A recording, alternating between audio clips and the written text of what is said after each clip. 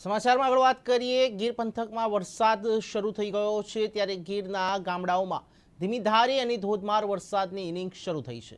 ધારીના ચલાલા ગોપાલ ગ્રામ દહીડા વાવડી પાદરગઢ હાલરિયા ઢોલરવા ગામમાં વરસાદ શરૂ થયો છે ત્યારે ગીરના ગ્રામીણ ગામડાઓમાં વરસાદ થતા ખેડૂતોમાં ખુશીની લહેર જોવા મળી છે।